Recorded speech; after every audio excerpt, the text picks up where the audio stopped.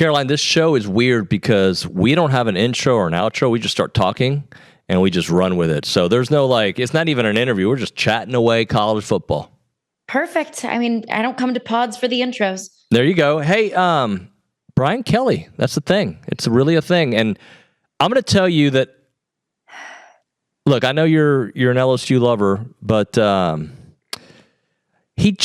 there's something about him even before he started losing. I'll go back to the Netflix series this past year, and I'm watching. I'm like, I just don't really think I buy him, or maybe he's a good guy, but there's something about him that just feels like phony. And then when you go back to the beginning of his time at LSU with the dancing and the accent, all right, so tell me, is it just the losing, or is there something more?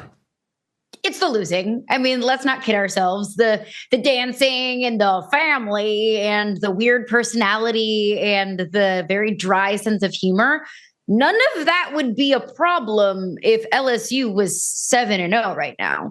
None of that would be a problem if LSU had a fast track to the college football playoff. Sure, Brian Kelly would still be kind of an unlikable dude and kind of a weirdo, but winning is the biggest deodorant to literally anything. I always go back to Bill Belichick with the New England Patriots. He was kind of an asshole, if I can say that on this podcast, to everyone in the media. He was rude. He was standoffish. He was not a very fun and entertaining person to listen to or to cover, but they won Super Bowls. So it was funny. But then Bill Belichick's demeanor and the way that he spoke down to people became a problem when the Patriots became terrible. So yes, it is the losing, and the losing is compounded with Brian Kelly being incredibly unlikable. The losing is compounded with him calling reporters and LSU fans spoiled for having high expectations and beating Florida by 10 points, even though DJ Lagley threw 5 interceptions. All of those things feel so much worse because they are falling so short of expectation. So what happens if LSU beats A&M and Alabama in back-to-back weeks? Then everything's saved. And look, I'm not saying this as an LSU fan. I am saying this as just trying to be as much of a third-party observer as I possibly can with this LSU football team. I would be 0% surprised if they beat A&M at home. That's just the way that this rivalry has been. And throw everything that you know out about these two teams, because on paper right now, A&M should be favored by at least 2 touchdowns against this LSU team. But this matchup is weird. This rivalry is funky. The home team wins it no matter what. It does not matter what the records are or what the stat books say. If LSU beats Texas A&M and beats Alabama, and let's say beats Oklahoma in the final week of the season, well, then you're talking about a 10-2 LSU team, more likely than not, that has an opportunity to get to Atlanta and has a path to the college football playoff. That's all LSU fans wanted, was to get to the college football playoff. That's a chance. That's a path. The problem is, nothing that we have seen from this LSU team, whether it was a win over Florida or South Carolina or a disgusting loss to Vanderbilt, would give me any sense of confidence that can happen. Okay, one more thing, follow up on that. They beat A&M, they beat Alabama, they beat OU. I don't like this negativity. Lose to Arkansas. What happens then? That loss to Arkansas, let's say there's a loss there. And this is more about Brian Kelly's future, not about the CFP. I still think that's a long shot, as you've laid out. But if they get 2 wins over top 5 teams, and then OU at that point will probably be a top 25 team, maybe we'll see. I think they're overrated. But that Arkansas loss, let's say that's in there. Is that enough to get him fired? No, I don't think it'd be enough to get him fired. No, because then you're 9-3. But it's also not enough to save his job entirely. He's still going into next season very much so on the hot seat. He is still going to be, not in good graces of LSU fans. LSU fans are still going to want him gone because LSU didn't go into the portal and spend all of that money and get all of that talent and have a senior quarterback coming back for year 2 and have legitimate, serious national championship hype just to go 9-3. That's what they have been doing under Brian Kelly. 9-3 was great. Year 1 under Brian Kelly. You beat Alabama, you get to Atlanta in the SEC championship game. everything was peachy and wonderful and lovely year one when you're 9-3, but in year four with that much talent, like, no, 9-3 is not good enough. So he wouldn't get fired. Let's see, even if LSU does go 8-4 or 7-5, which that's kind of the trend and the trajectory that it's kind of feeling like at this point, was just dagger to my heart. I still don't think that's enough to get Brian Kelly fired, just because the buyout is so massive. So I think either way he's safe, much to the chagrin of a lot of LSU fans. But 9-3 wouldn't be good enough, even if you beat two top 5 teams in A&M in Alabama. So Carolina A&M comes off this A&M win where that series is always wacky. You alluded to it earlier, this LSU A&M series. Not only is it the home team that wins, Les Miles gets another year because of a victory over A&M. Ed O finishes in 2021. A&M had a chance to go 9-3, and they felt really good about the way that season went. And then Max Johnson, who became an Aggie later, beats them at the end. How about A&M 4-7 team? It looks like they're done. LSU going to the SEC championship game regardless, and A&M comes and takes care of business. The 7 overtime game. This whole series is just, especially the last 10 years has been ridiculous. It's ridiculous. And I kind of love it in a way, because I feel like whenever Texas A&M and LSU became that Thanksgiving game, LSU fans didn't love it. They were like, A&M's not our rival. What do you mean we're going to have the Iron Bowl and the Egg Bowl and Florida State and South Carolina Clemson the same weekend? We have LSU, Texas A&M. I think a lot of people felt like this was a forced rivalry, or a rivalry that Greg Sankey and the SEC were trying to just kind of mesh together. A&M and LSU naturally, organically, on its own, became a really great rivalry. I think what's really unique about LSU is LSU doesn't have one singular rival. I feel like everybody hates LSU, and LSU hates everybody.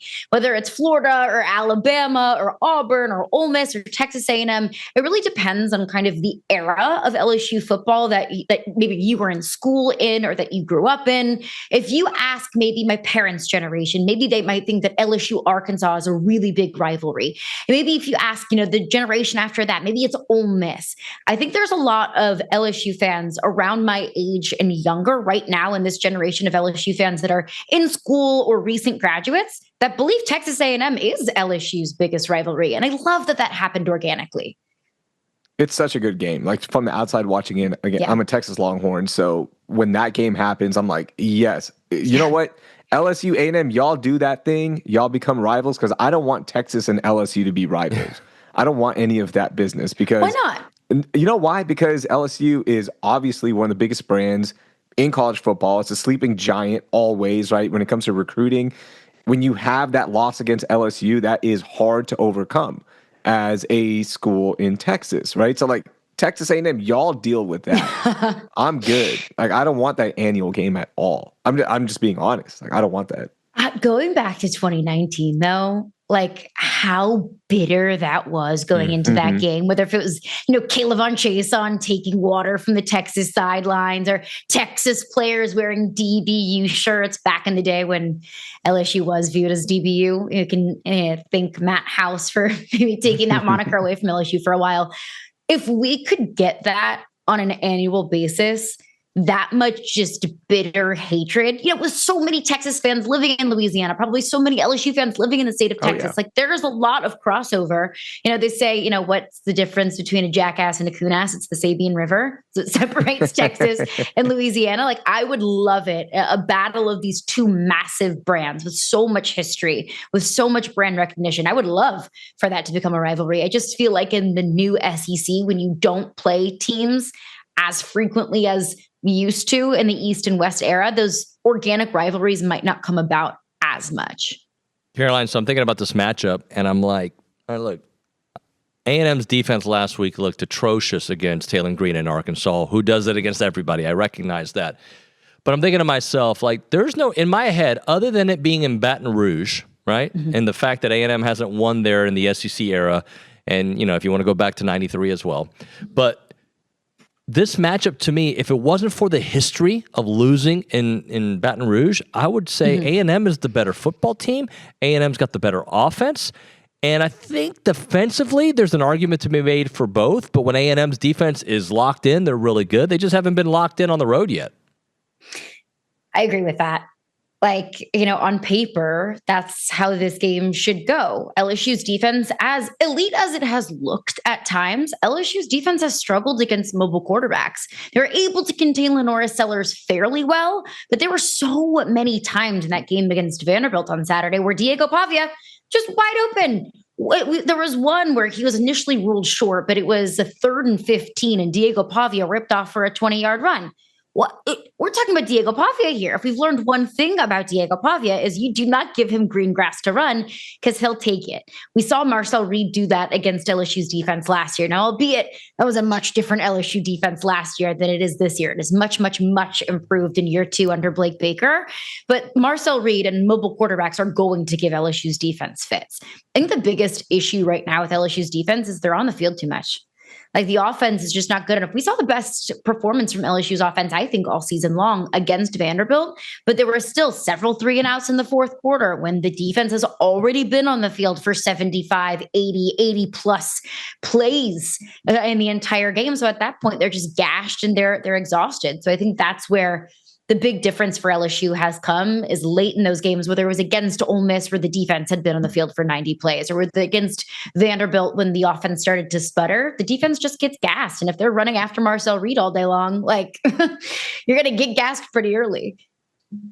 All right. For Aggie fans that are heading up to Baton Rouge, what game day tips do you have? I know it always changes year to year. Yes. Let's throw some out. What you got? It is funny to hear up to Baton Rouge because not very many fan bases travel up to Baton Rouge. But I guess that's geographically true. I don't know. I don't have a map just in front a of me. little bit up. Yeah. I just, have you looked at the longitude and latitude of this, Raheel? Have you actually looked it up? Yeah, it's like barely up. I'm gonna look it up, but yeah, I mean, I'll take your word for it. Christopher Columbus, Raheel. They're heading east. Is that better? That's the most important thing. Yes, they're going to Louisiana, whichever direction that might be. That's where they're going. I mean, I think I'm obviously very, very biased, but I think that the LSU game experience is one of the best that you can get in the country. The people are really nice. Don't be scared of all of the stories that you may have heard of really scary and mean LSU fans. I promise they're very welcoming and very lovely people. The first place I always go every time I land in Baton Rouge, it is not even go to the hotel to drop my suitcase off. It's Uber from the airport to Chimes. It's a restaurant that's right off of campus. Like, literally, you can see campus when you're sitting outside. Great beer selections, amazing food. It's my favorite boudin balls in Baton Rouge. Great Black and Gator, just like good classic casual Cajun fare, and it'll be packed on a Friday afternoon whenever you get there. So just be prepared. Superior Grill is also one of my favorites. Get a margarita, maybe just have one. Pace yourself there. Just it'll heed that warning. In Baton Rouge, pace yourself? No way. No way. Yeah. I would say just bring a lot of Advil and, whatever kind of liquid IVs might be at your disposal. Just pack several of them. I always feel like I come back from any trip in Louisiana hungover, fat, just bloated to the max. But just go out and enjoy. I would say go out as early as you can on Saturday and just walk around the parade grounds. There's going to be several tailgates. Go down, check out Mike the Tiger. Just explore campus. Everyone is very welcoming at tailgates. Just explore the tailgate scene because it really, really is, I think, one of the most special experiences in the SEC. And it's going to be, I know that LSU's falling short of expectations, but I still expect this LSU fan base to come out in droves for this game. Caroline, before I let you go, do you buy any football team? Because all I hear is people poking holes in every team. A&M, you haven't beaten anybody. Ohio State, yeah, I mean, you haven't really beaten anybody other than Texas either, and Texas doesn't look that good. You go through all these resumes. Alabama wins 4 straight road games against ranked teams, but yeah, are those teams really still going to be ranked? And they still lost to Florida State. I feel like every team, there is this group of folks, and it's usually on the social media part of it, but that they're just poking as many holes as possible. And I don't know if they're wrong, to be honest with you, because I think all these teams have flaws. Man, tough crowd though.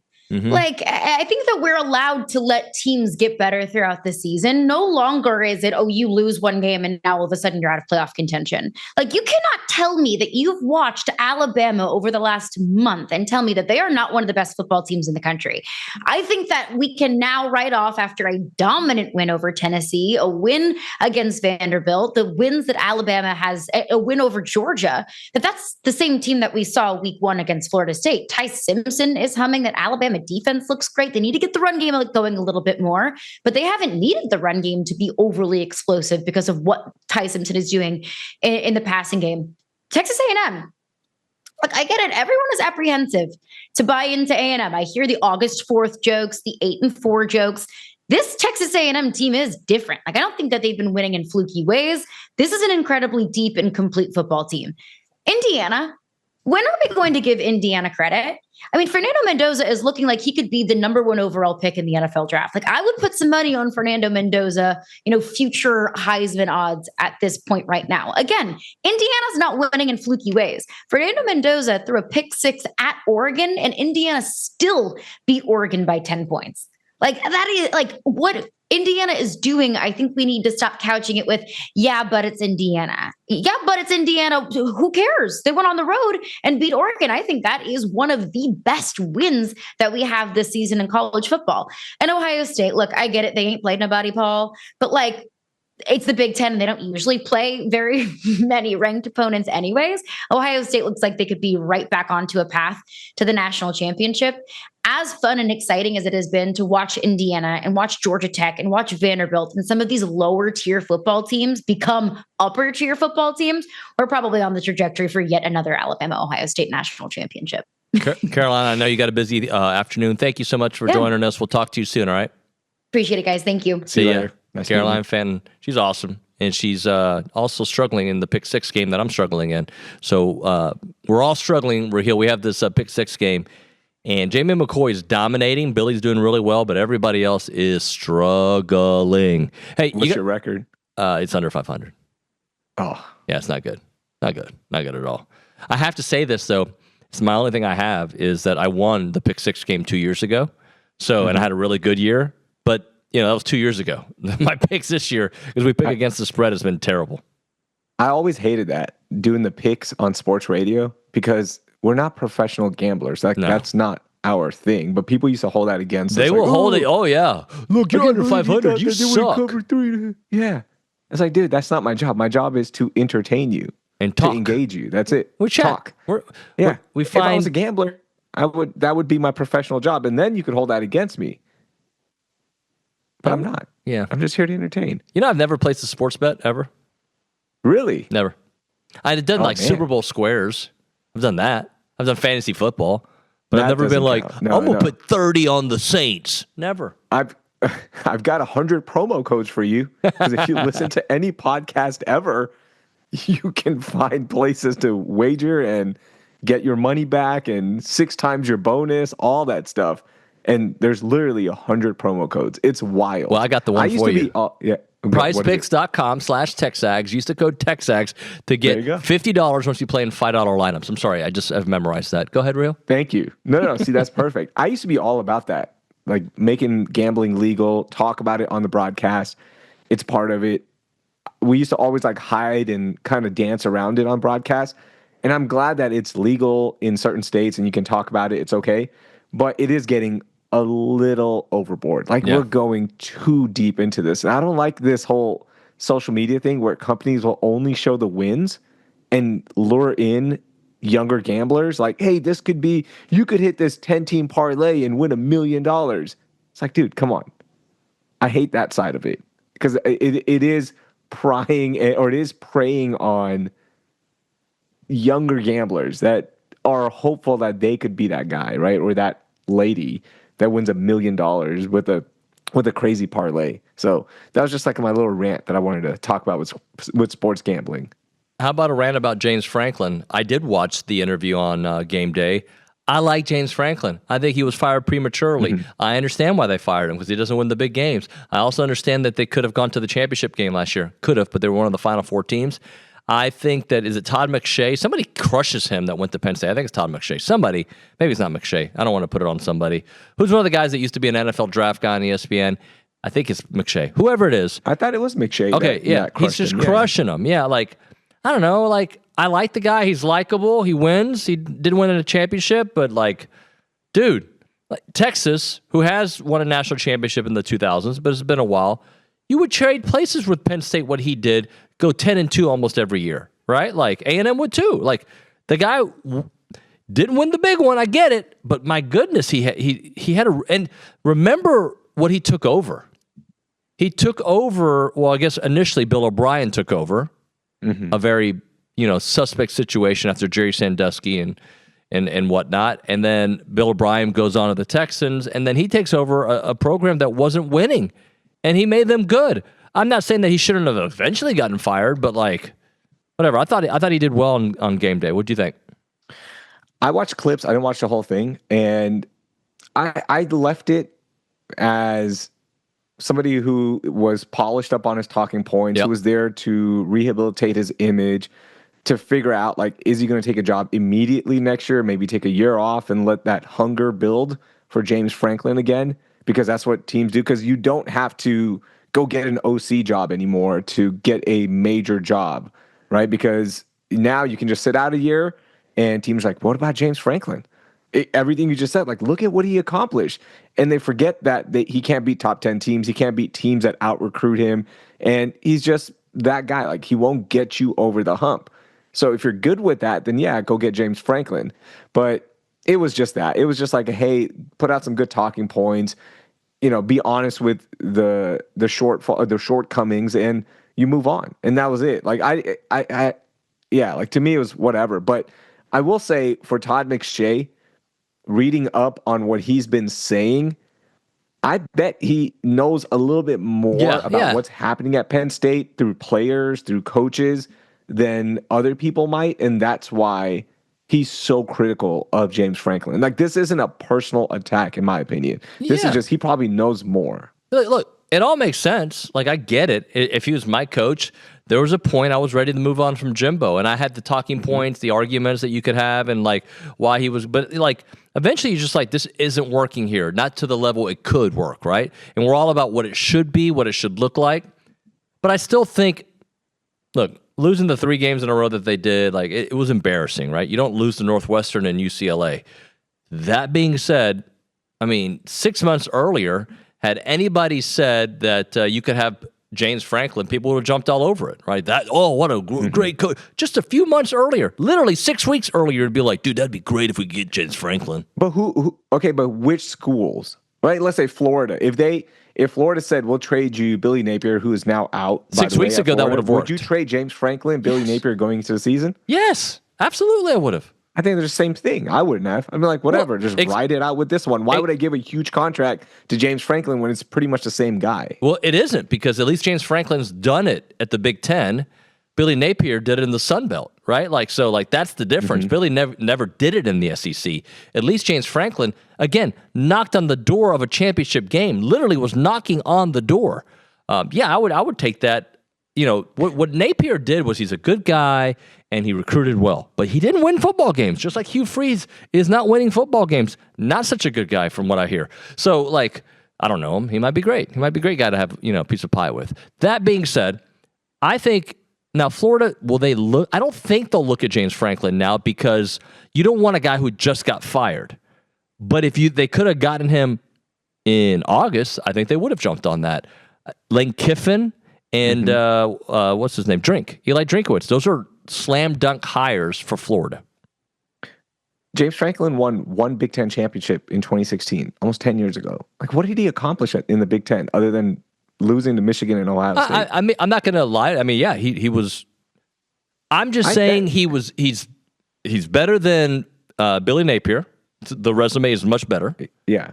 And I'm also saying that, like, they were just in the Final Four of college football.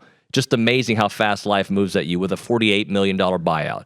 That's my whole thing. Like, it's just like, whoa, like we were touting them as a number 1 or number 2 team in the country. Like, at what point, and by the way, Texas could win out and be 10-2. I don't think anybody believes that they will, right? But they could. They won't. Right? Yeah, I don't think they will. Even if they're 8-4, let's say. At what point does the chatter get loud for him? He got them to 2 playoffs in a row. Sark, I think Sark, that conversation starts next year.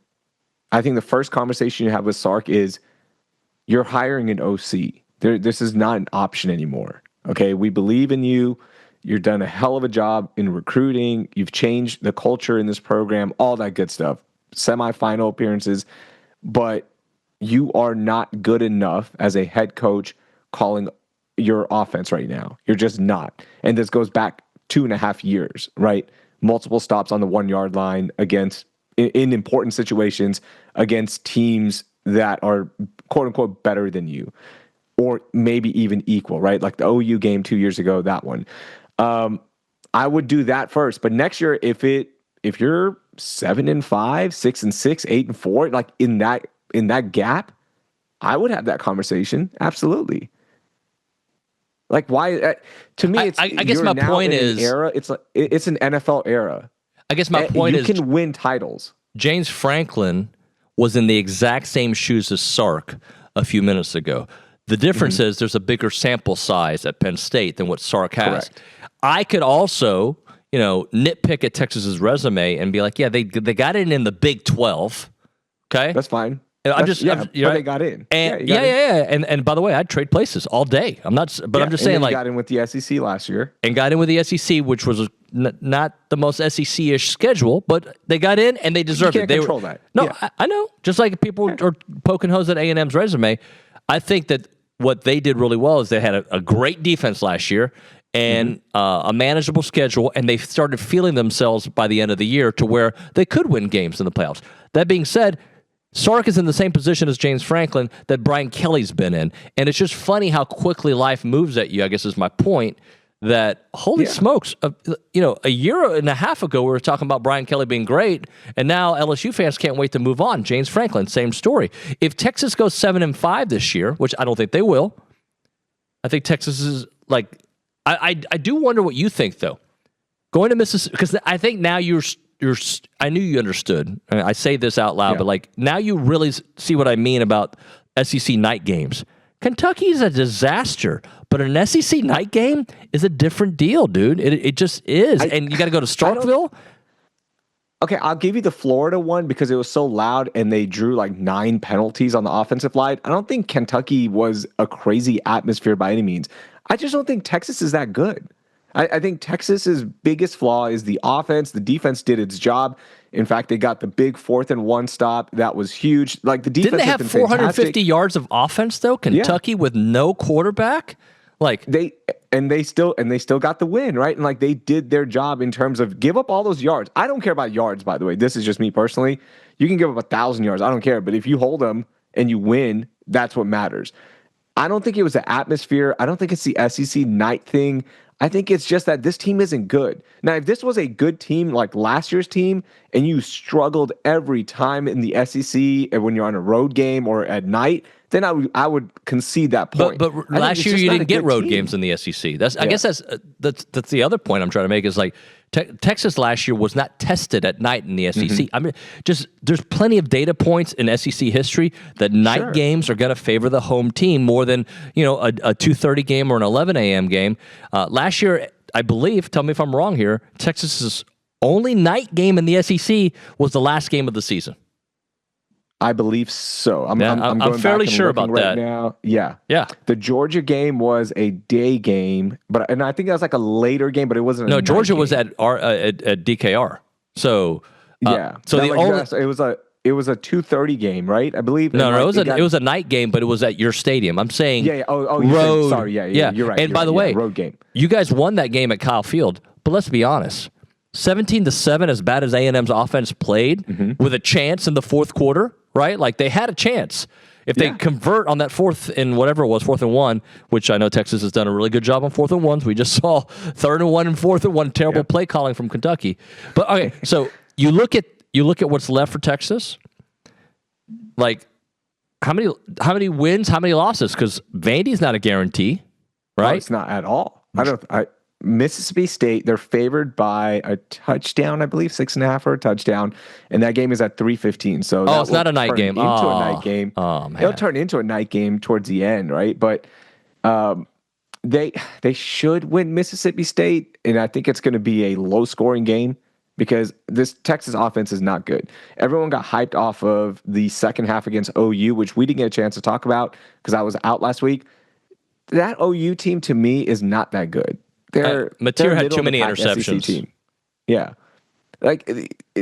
so I can't take credit or stock from that second half and apply it to the rest of the season, I think it's going to be low-scoring games throughout. And I think Vanderbilt, Georgia is where you're really going to get exposed, because I think Georgia has some amazing athletes on the outside, and they will really get exposed on both sides, by the way. So, I'm not sure what the record. They'll beat Mississippi State. I think they're going to beat Arkansas. Like, you never know with Arkansas. We just saw. The offense is right? ridiculous. You just never know. That one's at home for Texas as well. And then Texas A&M, right? Like, it's the same situation from last year where it's your final game. It's at Texas this year. You could potentially spoil A&M's season for a chance to get to the SEC title game. That might be on the line for y'all, not for Texas. They're not. I don't think they're going to make a run like that. So maybe you can do that, but that's about it. That's 3 losses right there. Vanderbilt, Georgia, and A&M. Hey, before we go, I want you to talk about Chance McClain and Heritage Films, but I want you to use an angle you haven't used before. Let me see. Let me see if I can come up with a good angle. So Chance went to Texas for a cup of coffee, but his daughter went to A&M, and I think he roots more A&M. That's my guess. I'm assuming he's smart, and he tells me he loves A&M. So take it from there. What can you tell us about Heritage Films? Well, you see, you had questions there. Heritage Films will answer those questions for you and your family. That's the biggest thing. So you don't have to wonder. Like, for example, for me, I'm thinking, hey, what schools did my dad go to when he was growing up in Karachi? Where did my mom go? What did she do when she was 18? What street did she live on? Yeah. That's what Heritage Films does. They do a documentary on your family. They interview the right people. They're going to do a background conversation with you first, kind of figure out what you're looking for. There's this whole onboarding packet. It's amazing. They get you set up, and then what comes out of all this is a documentary that you would see on PBS or the History Channel. Netflix, right? Like these great documentaries, but the focus is your family. So you don't have these questions. Where did dad go to school? Who was dad's first crush? Why did mom and dad break up in the 90s? Do you think that would come up on a Heritage Film? Your dad's first crush? I've gone on productions with Chance, and that definitely comes up. He'll ask him, like, who was your first crush? And it's fun to hear about those. So that's what Heritage Films does. Who and was your first crush? They have farm and ranch films, so they can do that for all the farm and ranch families, learning about your legacy, your family, and your farm. So check them out, yourheritagefilm.com. Who was your first crush? Who was my first crush? 5th grade, Ashley. I don't remember her last name. Ashley. What I had a huge crush on her. And she was in my middle school and high school. And I'm still Facebook friends with her. I'm gonna stalk and find out what Ashley looks like now. I forgot her last name. I'll remember it. I'll just look up every Ashley you know. Oh, it's easy. Yeah, there's like 3 Ashleys I know. The one that was stuck on the cruise, the poop cruise Ashley that we know. Oh yeah, I know her. Yeah, I had her on the show. Yeah, her, and then this one. Poop cruise I'll randomly Ashley. tag my old crushes just to let them know how I'm doing in life. You just dropped a poop cruise Ashley. That was great. That's what she's known for. She was on the Netflix No, she worked at documentary. the Astros. She was awesome. No, but they didn't do a documentary on Netflix on Ashley's time at the Astros. They did it on the poop cruise. And she's an Aggie. Come on. Again, nobody did a documentary on Ashley's time in College Station. They did it on that poop cruise that was stuck in like right outside of Mexico. Hey, by the way, as we go, Billy shared this with me. Somebody sent him a message of how much they love No Layups. So thank you. We at least have I 3 appreciate people that. watching this show. Can I do one non-college football topic real Oh my quick? God, we're going to keep going? Oh my gosh, we're in bonus time. Let's go. I have time. Okay, For yeah. those of you who don't know, I got laid off from my full-time job, which was CityCast Houston. So I have some time now. But I have a little rant here. Okay. The Texans play tonight at 9 p.m. on Monday night, if you're watching this later, Monday night at 9 p.m., which, gosh, this is going to suck. I love rooting for the Texans. I have this like newfound love for them, and I want to watch this game. It's going to be a late night. We won't get done till like 12:30. I know you're not going to stay up to watch it. I'm not but even don't watching a minute, bro. I know you're. I still root for them. I this morning at the gym, I had all my Texans gear on. I'm that guy now. Okay, and I've always liked the Texans. They're my team. They're my hometown team, right? Yeah. But I tried watching the NFL on Sunday. I just put the red zone on. Nuño, I'm old. I guess I'm just that get off my lawn guy. The NFL is unwatchable to me when my team's not playing. I can't do it. I can't, it's not interesting enough for me right now. I don't watch the NFL like I used to. And I think if I worked in Houston, I probably would, right? I mean, obviously I would. It would be a part of my beat. I don't have the bandwidth for it anymore because on Sundays, I'm shooting Luchador with Billy. We're doing NIL interviews. We're also doing, I got kid stuff going on. So I catch the NFL. I try to watch as much of the Texans as I can. Anything after 7:02 p.m., I'm not watching. I'm just out because I'm an old man and at 9 o'clock I'm in bed. Last night, I probably could have watched what was even the Sunday night game? I don't even know. I don't know. Yeah.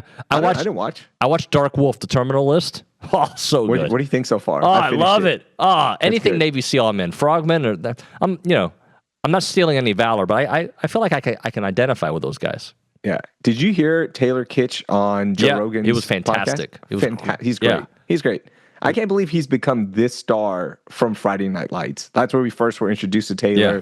He was, the side, good-looking guy, and it was that final season where he just turned it I never watched that when show. It came to acting. Never watched it. You haven't watched it? No.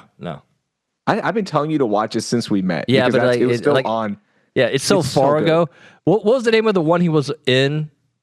Prime Evil? Is that what it's called? Oh, Prime Evil is awesome. Bleeping-tastic. I'll watch that again. That was so good. That one, I can't watch it again. It gives me too much anxiety. Oh, no. It's really heavy. I think I want to try really that heavy. lifestyle sometime. I think it'd be fun. Go. You go do it and then report back. I started Mobland. Oh, my gosh. Good. Guy Ritchie. I heard it's Peaky Blinders-esque, but you can understand him. It's Peaky Blinders in today's world. Okay. In modern day London. It is outstanding. Really well done. It's like a Guy Ritchie movie the whole time. Oh, so it is in London. Okay. Episodes. Yeah, it's in London. But you're not a Peaky guy, right? I am. Yeah, okay. I like it. Peaky, you like it? That show's I like it. The best show of all time. There's nothing better. Nothing. It's fallen off a little bit. No, it never fell off. Did you see the finale? Best finale you've ever seen. Better than Breaking Bad, better than Seinfeld. You can't find a finale better than Peaky Blinders. You can't. I don't even recall the finale. Well, you got to go back and watch it. It was that good. I will. I'll go back and watch it. And they're making a movie. They have a movie, right? Yeah. Movie filming right now. Yeah. What's his name? Cicely. What's his name? Cillian Murphy. Cillian Murphy. He's great. Come on. Put some respect on Christopher Nolan's guy. Yeah, right? Batman. Come on. He's in every Christopher Nolan movie now. The Scarecrow. Scarecrow. He was in Dunkirk. Oh my gosh. The one with Leonardo DiCaprio. Why am I blanking? Usually Inception. Inception. Fantastic in Inception. And he's been in a bunch of them after. But yeah, he's good. He's good. But Mobland, highly, highly recommend. Because I don't want people to get mad at us, but I don't care sometimes, actually. A&M beats LSU? Yeah. Yeah, me too. I think it's going to be much closer than people anticipate. When there's this much talk about firing a guy, it can go one or two ways, right? It's either it's going to be a blowout or the team rallies around Brian Kelly. Brian Kelly has a hell of a game plan. It's at home. It's LSU. Again, A&M hasn't won there how long? Well, in the SEC era, they haven't won at all. Not once. And then the last time they won, remember, there was a long time they didn't play each other, was in 1993. Okay, so it's been that long. I think it's gonna be the latter, where it's going to be close. I think the team rallies, and they might have a chance to win that game final drive. But I think A&M escapes with the win. If A&M gets the win, they're probably a playoff team. They'll be at 8. Yeah, and they just got Missouri, South Carolina, Samford, Texas. You got to win 2 more. You got to win 2 more. I think you do that. Even, let's say, worst case scenario, because this is the worst case scenario, Texas beats A&M the final game of the season. They'll still be okay. They'll still get in. That'll be 1 loss. No big deal. It's almost like you're just playing with house money. You just want the rivalry win at that point. Yeah. All right. I got stuff to do. Okay. I'll see you. Bye, guys. Bye.